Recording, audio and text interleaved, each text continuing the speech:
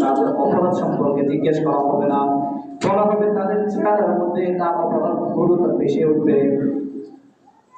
সূরা কাহাফে আল্লাহ রাব্বুল আলামিন এই সম্পর্কে কিছু বলেছেন। وقال تعالى في موضع آخر ووضع الكتاب যারা খারাপ কাজ করেছে ভালো কাজ করেছে, ভালো কাজ করলে ভালো আমলনামা পাবে, খারাপ কাজ করেছে যারা ووضع الكتاب আমলনামা দেওয়া হবে কিয়ামতের ময়দানে।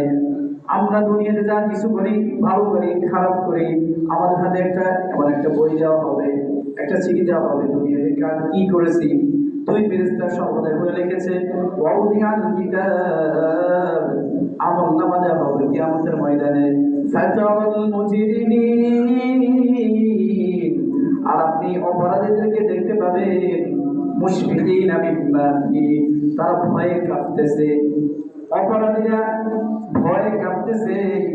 ওয়ায়াকুলুনা ইয়া ওয়াইলাতানা তারা বলবে আল্লাহ এটা কেমন জিনিস, এটা এমন কি, এটাতে সব কিছু লেখা আছে।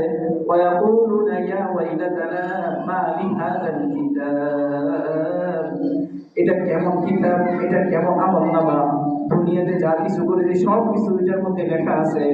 লা ইউগাদিরু সাগীরাতান ওয়ালা কাবীরাতান ইল্লা আহসাহা আল্লাহ এটা কেমন আমলনামা, এটাতে ছোট গুনাহ বড় গুনাহ সব কিছু লিপিবদ্ধ।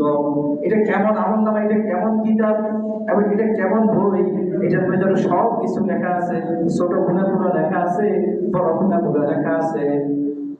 আল্লাহ রাব্বুল আলামিন অন্য আয়াতে বলেন ওয়াজাদু মা আমিলু হাদিরা সেই দুনিয়াতে অর্থাৎ আমি আপনি দুনিয়াতে যা কিছু করেছি এটার মধ্যে হাদিরা এটার মধ্যে সব কিছু লিপিবদ্ধ আছে, উপস্থিত আছে। আল্লাহ রাব্বুল আলামিন ওয়ালা ইয়াজলিমু রাব্বুকা আহাদা আপনার রব আমার রব কারো প্রতি জুলুম করে না। আল্লাহ রাব্বুল আলামিন পুঙ্খানুপুঙ্খভাবে সে যা করছে তাকে তা দেওয়া হবে, কারো প্রতি জুলুম করবেন না। তার মানে বোঝা গেল এই আয়াত দ্বারা বুঝতে পারলাম আমরা দুনিয়াতে যা কিছু করব আমাদেরকে কালকে আমাদের ময়দানে সব কিছু আমাদের হাতের মধ্যে দিয়ে দিবে।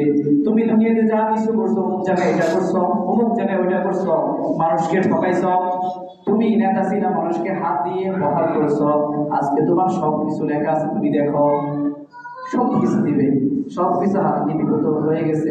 এজন্য আমরা যা করি ভালো কিছু করব, আর খারাপ কিছু করলে আল্লাহ তাআলা সর্বদা তওবা করব। হাদিসের মধ্যে আসছে আমরা যখন সগীরা গুনাহগুলো করি, সগীরা গুনাহগুলো কিন্তু লিপিবদ্ধ হয়। আর যদি আমরা নামাজ পড়ি, হাদিসের মধ্যে আসছে যে ফজরের নামাজ থেকে জোহরের নামাজ পর্যন্ত যত গুনাহ সগীরা গুনাহ করছে, ছোট গুনাহগুলো কাবিরা গুনাহগুলো ওগুলো জোহরের নামাজ পড়ার কারণে আল্লাহ মাফ করে দিবেন। তার মানে নামাজ ছাড়া যাবে না, নামাজ পড়তে হবে। এটার মাধ্যমে আল্লাহ রাব্বুল আলামিন আমাদের সগীরা গুনাহগুলো মাফ করে দিবেন।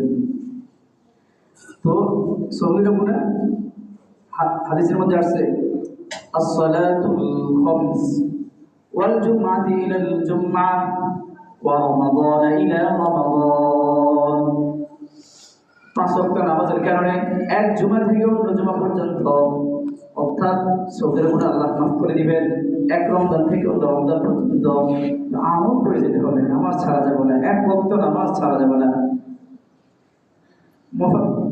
মুফাক্কিরাতুল লিমা বাইনাহুন্না